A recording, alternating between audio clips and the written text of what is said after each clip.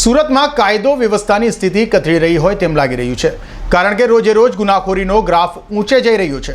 તો સુરતના પાંડેસરામાં જૂના ઝઘડાની અદાવતમાં 2 બાળકોના પિતાની હત્યા કરાતા પોલીસ દોડતી થઈ ગઈ છે. તો આખા વિસ્તારમાં હત્યાને લઈ ડરનો માહોલ જોવા મળ્યો છે. સુરતમાં છેલ્લા ઘણા સમયથી મારામારી, હત્યા પ્રયાસ અને હત્યા સહિતની ઘટનાઓ બની રહી છે, જેને લઈને કાયદો વ્યવસ્થાના ધજાગરા ઉડી રહ્યા છે. તો સુરતમાં ફરી અસામાજિક તત્વોએ આતંક મચાવ્યો હોય તેવી ઘટના બની છે. વાત એમ છે કે સુરતના પાંડેસરા વિસ્તારમાં ઓરિસ્સાવાસી યુવાનની ઘાતકી હત્યા કરાઈ હતી. પાંડેસરા ખાતે આવેલા સિદ્ધાર્થનગરમાં રહેતો અને લોમ્સના ખાતામાં કામ કરતા પૂનો ધોલાઈ નામની યુવાનની જૂના ઝઘડાની અદાવતમાં રાત્રિના સમયે જ ઘાતકી હત્યા કરાતા આખા વિસ્તારમાં ચકચાર મચી જવા પામી હતી. બનાવની જાણ થતાં જ પોલીસ કાફલો ઘટનાસ્થળે દોડી જવા પામ્યો હતો અને હત્યાનો ગુનો નોંધી તપાસ હાથ ધરી છે. આમ પાંડેસરા વિસ્તારમાં સરા જાહેર ઓરિસ્સાવાસી યુવાનની જૂના ઝઘડાની અદાવતમાં હત્યા કરાતા હાલ તો 2 માસૂમ બાળકોના માથેથી પિતાની છત્રછાયા દૂર થઈ ગઈ છે. અઝર કુર્સી સાથે હર્ષદ સેટા.